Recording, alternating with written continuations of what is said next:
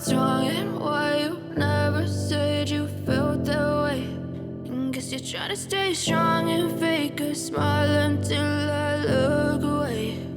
But I've known you too long, it hurts to watch your blue eyes fade to gray as you fade away, as you fade away. What's your name, brother? Rico. I'm from Lancaster. How old are you? 34. You born and raised in Lancaster? Yeah. Mother? Yeah, my mom. I never knew my dad. Growing up with your mother, was there any addiction, abuse present in the household, anything like that? She had like back problems, so she took a lot of pills. Like she was like prescribed like Perks, Vicodin, like Klonopin, a whole bunch of pills. She'd always be messed up on the pills all the time. At what age do you remember seeing that? Early. Very young? Very young, yeah. Okay. Yeah, real young. She was always f***ed up. My mother, my father, all that, they was involved in addiction also. And I thought it was normal to see, you know, like adults nod off and stuff. I thought like, all right, when they get tired, that's just what happens. Until I started going to other people's houses. My friends, when I got a little bit older, and then I realized, I was like, damn, hold up, this isn't normal. Yeah. Did you ever, where you thought what was going on in your house was normal? I mean, I always thought it was normal. My mom used to always fall asleep like smoking cigarettes and shit, and I'd like have to take them out of her hand before they burn her and shit. And I thought it was normal. But then like my aunts and my uncles, like they would always like ask me if I was all right because of that, and like I'd be like, yeah, I don't, like it didn't really bug me. It like bothered my sisters though. Like my sisters ended up getting taken when I was younger by children and youth because she left us at the crib one time when she went out to the bar. And like my sisters ended up going and telling the neighbor. How old were you guys when that happened? I was like 8. And they were like, my sisters were like 6, 5, and 4. Okay. So they left you in the household? Yeah. Well, no, I ended up going with my nan. But my mom ended up moving with my nan anyway, so like I was still with my mom anyway. Okay. You know what I mean? How long did it take before you started like taking your mom's pills? Did that happen? Bro, I was in like 3rd grade and she would give me Vicodin and shit when I'd like come home like having a bad day or something. Yeah. Or if I say I have anxiety, she'd give me Klonopin when I was like 8, 9 years old and shit like that. Yeah, I knew, you know, just from being in that experience also, I knew that, you know, that was sort of part of your story without you even sort of saying it. Yeah.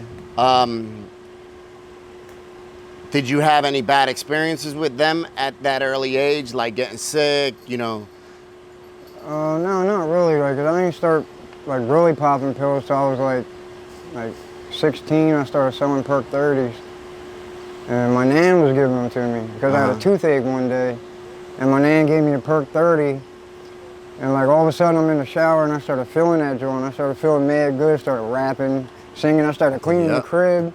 And then the next day, like I didn't even have a toothache, and I went up to my nan. I was like, I got a toothache, man. Can I get another Perk? You know what I mean? And then I started popping them. And then all of a sudden I was selling them. My cousin had like, he got a script.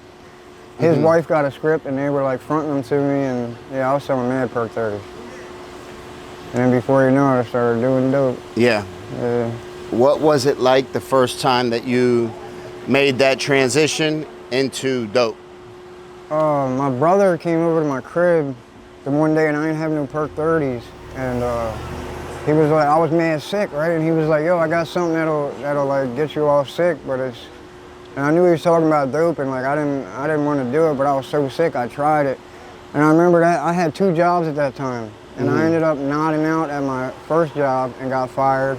And then the next day I did dope too and nodded out of that job and got fired too, from that job too. Oh wow! What type of job did you have at the time? I was working at Bob Evans. I was like a line cook. Got you. And then I was working at Texas Roadhouse. I was just like a busser. Okay. But yeah, I got caught smoking a cigarette out, but I was like nodding out, like sleeping with my head near my toes and shit. Yeah. And then how long did it take? It turned into a full-blown habit. Bro, right away. Like, I started doing dope every day. Okay. Every day. Like, I didn't want Perks no more, I wanted dope. Then I started selling dope. Then I found out about coming down here, and I was coming down here because you can get the dope for cheaper. Yeah.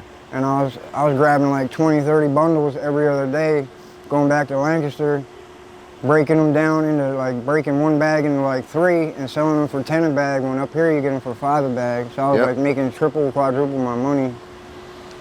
And I was killing it for like a couple years. I don't know, I started doing too much. And Came to an end. Yeah, and taking too many perks, doing too much dope. So, yeah. Spent any time in the penitentiary or anything like that?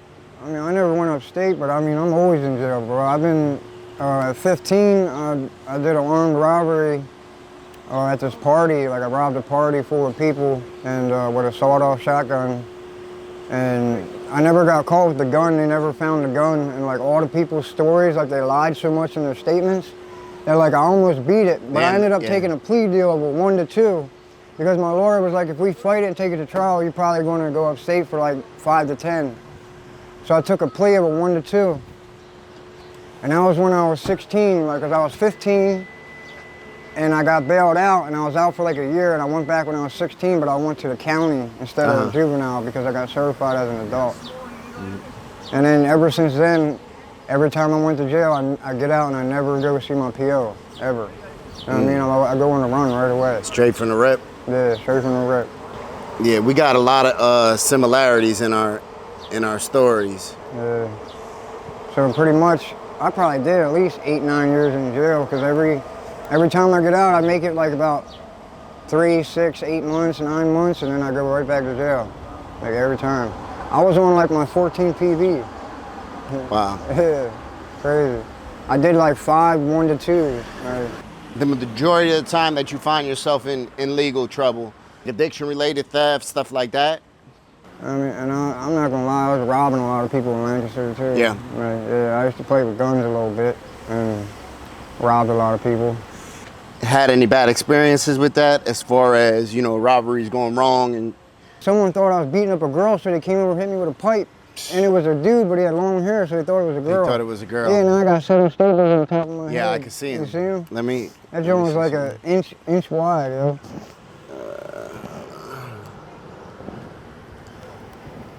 Yeah, that shit's crazy.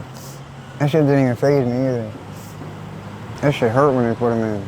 Yeah. Did you end up going to the hospital right away? No, I didn't go to the hospital for like 4 hours later. Yeah. And the boy I ended up beating up was my cousin. Oh, wow. Yeah, it's crazy. I didn't even want to say that, but yeah. Yeah, yeah. That's the type of shit that we end up doing, you know, or the situations we find ourselves in when we're out here getting high. Yeah. You know, it's just reality. That's the situations we find ourselves in.